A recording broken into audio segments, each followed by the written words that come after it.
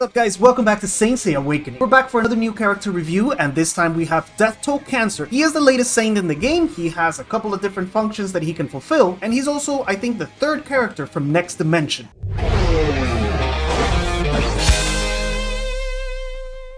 Now, DEATHTOLL is a strange character, and not because of his animation. I actually love them. I love the style. I love the character. I think it's one of the best that they've introduced in the game. He's a little bit strange in the way that he works, specifically with his abilities that have the potential to do damage. We're gonna start with the first one to see exactly what he does. Before getting started though, there's a couple of things that you need to know about Cancer. The first one is that he has a new status effect, which in his case is called Lesser Wind. The second is that he's one of those characters that can transform, or that can take a different form during the battle, and when that happens, then his abilities change, specifically the first and the second. We're gonna go through all of the initial abilities first, and then we're gonna look at the passive, which is the one that he can transform with, and then we'll look at the ones that change. His first one is called the Cancer All Beauty Ken. This thing deals some physical damage, but it also has the chance to apply another stack of this Lesser Wind on targets that already have it. If the target doesn't have a Lesser Wind, then it won't add it. It's only if they already have it. With skill ups, we can increase the damage and also the chances of that application. The second skill is called Shabadabadabada. It has, in my opinion, the best name in the whole game, and this is an AoE attack that also applies some debuffs. The way it works is that on the main target, the one that we click on to activate the skill, it's going to deal a decent chunk of damage, and it's also going to apply some stacks of this Lesser Wind. The number of stacks as well as the damage goes up with skill ups. Starts at only 2 stacks, goes all the way up to 6. To the main target's neighbors, that's the 2 enemy units that are right next to him, he's going to apply a little bit less damage and also a little bit less stacks. So instead of 6, he's going to apply 5. To the rest of the team, he's also going to deal damage and apply 4 stacks. This is on max level. So that's a lot of stacks on the whole team. What the heck is the Lesser Wind? This is basically a speed reduction. Each stack is going to reduce 5% of the target speed. They can accumulate. I don't know if there's actually a limit. I've seen up to like 12, but they last 2 rounds. So that's probably the limit, because then on the next round, the first 6 are going to expire. Now, the cool thing about this Lesser Wind is that it cannot be reverted by Pandora. It can only be cleansed. This can be done manually with Saori, with Divine Shun, or it can be done automatically with Arayashiki Shaka, which is actually one of his strongest counters. Using this skill with all of these debuffs against Arayashiki is basically suicide, and that's pretty much his big attack on this first form. The third skill is called the Coffin of Silence, and it's what allows him to apply control to the enemy team for 0 energy cost. This is what makes this guy great. The way it works is also very interesting, because what happens is that DEATHTOLL is going to ask the enemy that we choose a question. There'll be a little mark that appears on top of that unit, and when that unit's turn comes, he's going to have to choose between answering or staying quiet. If he answers, there's actually no correct answer, because the question is whether DEATHTOLL is male or female, but DEATHTOLL considers himself neutral. So no matter what the enemy answers, the answer is wrong, and it causes that enemy to be sucked into DEATHTOLL's coffin. You'll see later during the battle that he kind of sits on top of a coffin throughout the whole thing. When the target answers a question, then we have the chance to absorb them or to control them. While he's in that coffin, he's going to receive damage every time that one of his allies moves, and after a certain number of ally moves, then the target will be released automatically. Now, it's very important to level this skill up, because the chances of swallowing him into the coffin start at only 50%. Even on max level, we don't get to 100. It's not guaranteed. It only gets to 90, and then we can increase those chances with status hit. The number of times that his allies have to move also goes up from only 3 times to 7, which is basically like a round and a half, especially if the enemy team has already lost some units. Those 7 turns could take 2 rounds to go by, but okay, that's what happens if the target chooses to answer. If the target chooses to remain silent, then DEATHTOLL is going to silence them, literally prevent them from using skills, and he's also going to trigger 1 automatic Shabadabadabada. That's gonna do the damage, and it's also going to apply all the stacks of Lesser Wind. So no matter what the target chooses, he's in for a lot of trouble. He's either gonna get swallowed into our coffin, or he's going to get silenced, and the whole team is going to be slowed. Now, there's a couple of restrictions, because this is such a strong skill. We can only ask 1 question per round. If we apply the question again to a different target, then the first one will disappear. Also, there can only be 1 enemy unit in the coffin at a time. We can only control 1. If we ask the question to someone else, their turn comes, and we swallow them, then the initial enemy will be released. The third condition is that the enemy only has 5 seconds to either answer or stay quiet, and if they don't choose anything, then the silence will be chosen by default. It's the same when you're battling the AI. The AI always chooses silence. And lastly, here on the last move of the enemy team, so that their ally is released, DEATHTOLL is not going to apply damage to that enemy. He's simply going to release them. Alright, now let's go to his Peach form, which is his passive/active, and I think this might be the first time in the game's history that we have a character that actually has 4 active skills. This thing will trigger passively when DEATHTOLL skill is affected by control. When he's frozen or stunned, any type of control will trigger this. He will immediately transform into his Peach form, and while he's in this Peach form, he's going to be completely immune to control, and he's also going to have damage reduction. The downside is that he can't use the third skill, and if there's already questions on the battlefield, the enemy doesn't have to answer them, and if there's somebody in the coffin, then they won't take damage. That's passively. We can also activate this manually, and here's where I think there's a bit of a design flaw with this character. When he transforms into Peach form, he's going to lose access to his third skill, which is, in my opinion, the best one. He does get some damage skills. For example, the first one converts into Peach attack. This will deal a little bit of damage, and it will also reduce the energy cost of the second skill, which also changes. That one becomes Peach Bomber. This is his big nuke. But as far as nukes go, it doesn't actually do much damage. On max level, you get a 500% physical damage multiplier, and you also get 70% more damage for each stack of the lesser wind. The problem is that getting everything to line up perfectly so that you can achieve a high multiplier is extremely difficult to do. The skill also costs 3 energy. That's if you don't manage to use the first one to bring the energy cost down, then that's a 3 energy individual nuke with a very mediocre multiplier. So transforming manually is something that's not really that appealing, especially because you can't use his control, and to top it all off, his skill ups are a little bit strange as well. On first level, this Peach form lasts for only 2 rounds, right? And remember that this thing can activate passively if we get control. Now, if we don't want to use Peach form, we want to get out of that form as soon as possible, but what happens when we skill it up is that it actually lasts longer, and this is something that I didn't realize would be kind of detrimental when I did the initial review in Spanish and I skilled mine up. Now, after using him for almost a week, I realized that his main purpose is this third skill. Making the Peach form last longer just doesn't make sense. You actually want to get out of that as soon as possible. I wouldn't be surprised if they do a rework on him not too long in the future. But anyway, enough of that. Let's talk about skill ups, and we're going to start off with the basic death toll. In that case, you would leave the first skill on level 1. It's something that you're not going to use very often because his control is 0 energy. The second skill for a basic death toll, you're going to leave at 2. This is only so that you can open all of the 8 cents, and where you are going to go all in is on skill 3. You really want to get this as high as possible. Even on max level, it's not 100%. I think the 10 tomes are absolutely worth it because we're going to leave the passive on level 1, and that makes a basic death toll only 11 tomes. A more evolved death toll will still have the first ability on 1. The Shabadabada we're going to skill up if we can to level 5, because a lot of the times the enemy will choose the silence instead of getting trapped by the coffin, and with that silence triggers, the Shabadabada triggers as well. So we're going to get a little bit more damage and more stacks of the lesser wind. The third we already had on level 5, and the last one we're going to leave on 1. This gives us 20 tomes for a very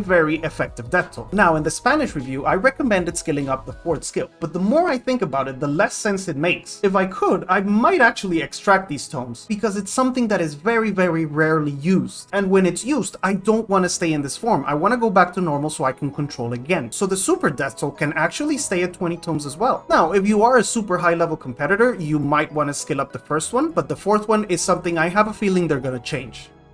Over on the 8 cents, he is primarily a PvP character. We're going to want to open everything, and he's going to be built as a support. His damage is pretty underwhelming. For that purpose, I would start with Delta, which gives us HP and resistance to both types of damage, followed by Beta, which gives us the biggest HP boost, then Alpha, where we find HP once again, and then lastly Gamma, which gives us physical attack and resistance to physical crits.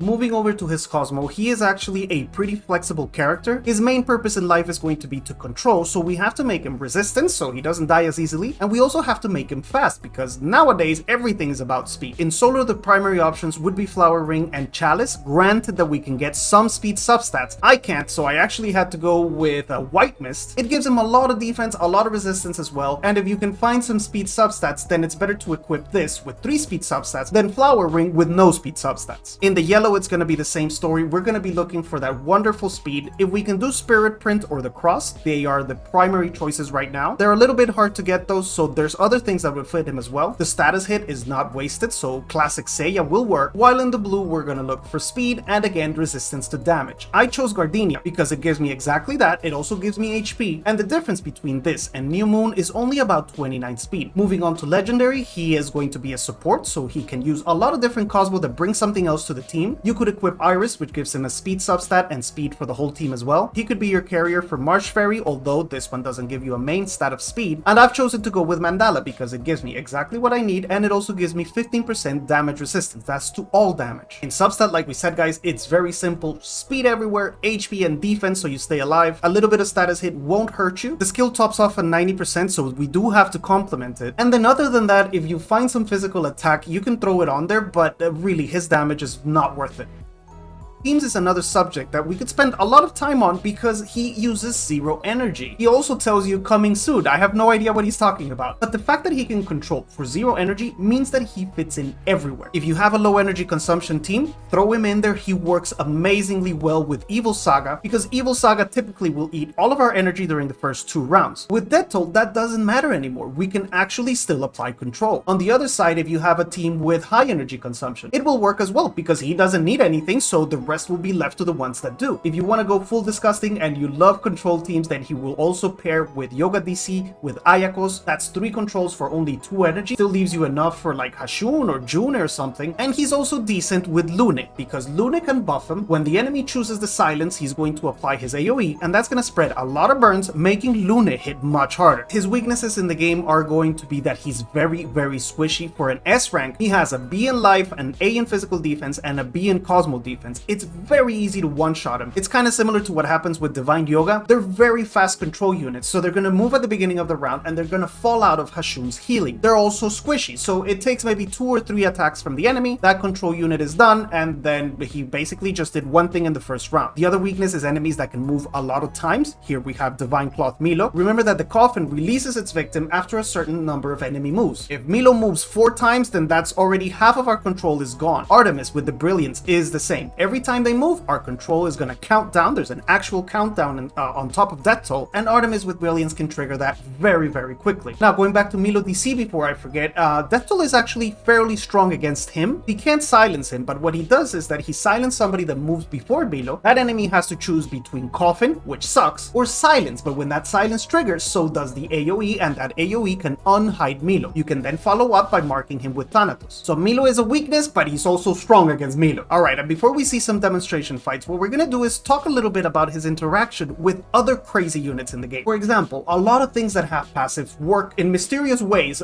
combined with the Coffin. If Minos controls an enemy unit, we can force that unit to answer the question. That unit will then be swallowed by the Coffin, but he's actually still controlled by Minos while he's in there. When he comes out of the Coffin, Minos still has him grabbed. Another one is Divine Shiryu, because, for example, if we have the unit next to him in the Coffin, when Shiryu activates his protection, it's actually going to protect the unit that's in the Coffin, even though it's not on the battlefield at that moment. There's also Divine Shun. If he protects somebody with the chain, and we then swallow that unit, the unit will still be protected by the chain inside the Coffin. And lastly, what has to be the weirdest one of all, and it's that DEATHTOLL can actually swallow an enemy DEATHTOLL, even if that enemy DEATHTOLL has one of our allies in his Coffin. So it's like a triple incarceration, but the countdown still goes down for each individual unit. So the unit that was prisoner first will come out of the Coffin, even if DEATHTOLL is still in the other DEATHTOLL's Coffin. It's hilarious, and I think we're gonna find a lot of similar stuff with passives. Oh, one thing I forgot to mention with passives. If Ophiuchus is inside the Coffin, he cannot activate secrets. If Thanatos is inside the Coffin, he will not do his AoE, and he will not do his eye. So it's a very strong control, and the best thing is that it's 0 energy, so you can use it in the vast majority of cases. But enough talking, now we're gonna see a couple of fights that we did on today's stream. So this is Galactic Duel. He's not a very arena-friendly unit. I actually tried to do a demonstration in arena and failed miserably because the AI always chooses the silence, and everybody has Thanatos. When that silence triggers, so does the AoE, and the enemy Thanatos charges very quickly. That's what we're gonna see him in Galactic Duel. He actually takes some thinking in order to make him work. For me, it's awesome because I combine him with Evil Saga, and it's a very strong team.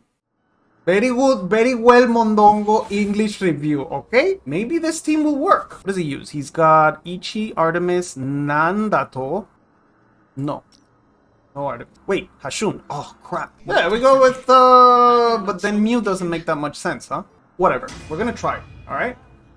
We're gonna try. I think Pandora is going to be... Oh, man, it's a...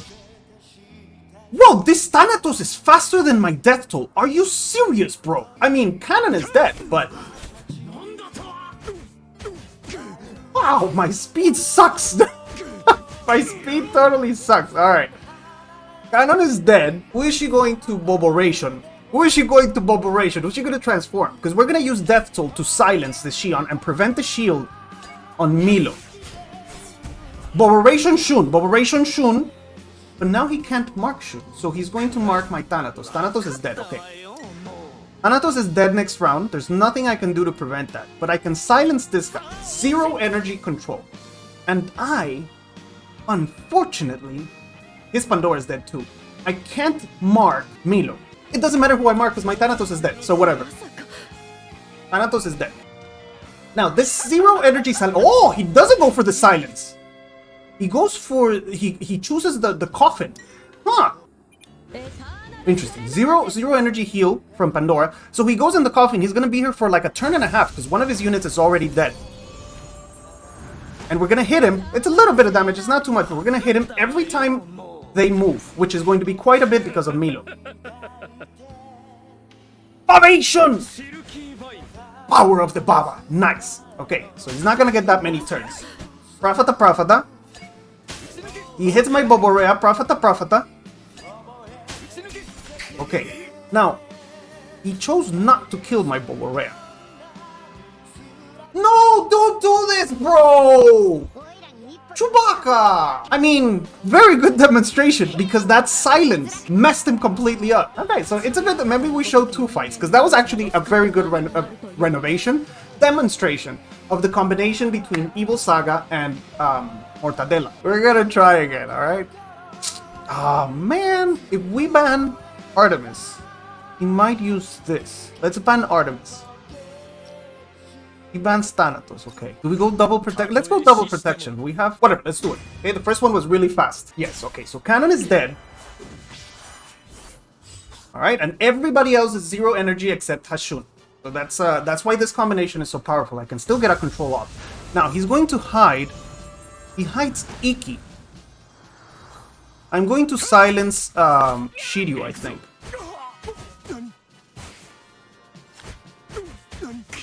I think I'm going to silence Shiryu. And now my Pablo is useless.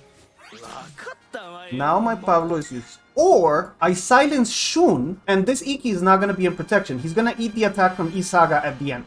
So I'm actually going for Shun. Yes, I'm going for Shun. We're going for Shun. Oh, he goes for it. He goes for it. Is he going to focus my Evil Saga?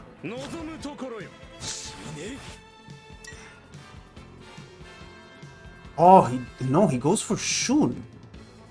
But if I do this, he's gonna untransform himself. Oh, he goes for the coffin as well. Yeah, he untransforms right away. But now this guy is going to be able to protect the chicken. I think he's going to protect the chicken.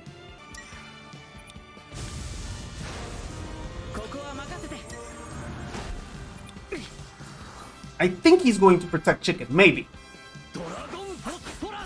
Does he? No, he protects the unit in the coffin. There's no effect. There's no effect. So he's protecting... Yes, he is! He actually protects the unit in there. Oh, and this guy's still hidden. What an annoying bastard. He has 3 energy. He's going for Hashun. Yeah. That's the usual choice. Oh no, Baba! And he has Ruck. This is a Ruck user. I think this is a Ruck user. Ruck? Not proccing, so I don't know. I think it's Ruck. Yes, there's the Ruck. So if he gets lucky, which he's getting lucky. Okay. Oh, this is looking bad. This is... Okay, we're still alive. We're still alive. Now we're gonna break that shield. Go bam, bam, bam, bam. Look, he's protecting. Who is he protecting? He's supposed to be protecting Shun, but there's no aura. You see that? Supuestamente está... That is very strange. Now, who do we go for, man? Do we go for Shun again? Yeah, I don't fear the chicken.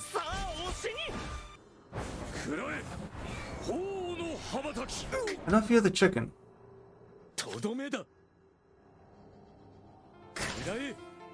He goes for Shion. Okay, I'm gonna protect my Mew. I'm gonna protect my Mew. Okay, he goes. Oh, my status resistance. Are you kidding me, bro? Are you kidding me? Wow, that is bullcrap. That is bullcrap. Status resistance. Is this guy protected? Yes, he is protected. It's a good bit of damage, though. Still a good bit of damage. Because Mew is very strong, too.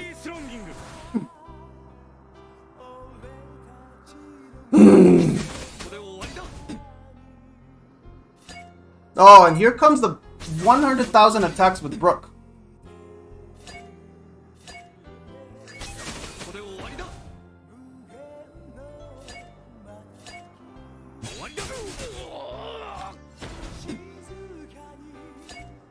Oh, this is tricky.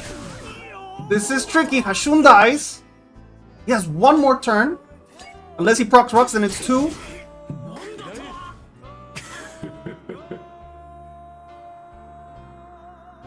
We have to put the mark so we don't do damage to ourselves.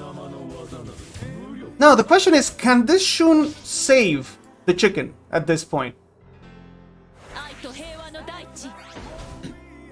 Devastation to Milation. What do we do here? Oh, damn it. All my energy is gone. But I don't need energy. I actually don't need any energy. Oh, if I don't kill this Milo, I have to kill Milo. Mew might win it, but I have to kill Shun first, which is the hard part.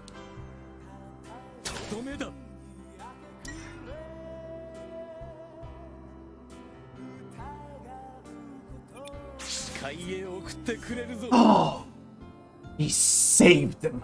No way.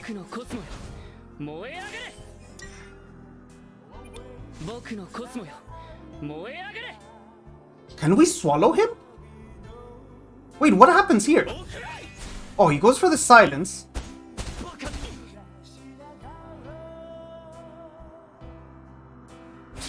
And Milo dodged, bro. Milo dodges. Milo dodges. You dies.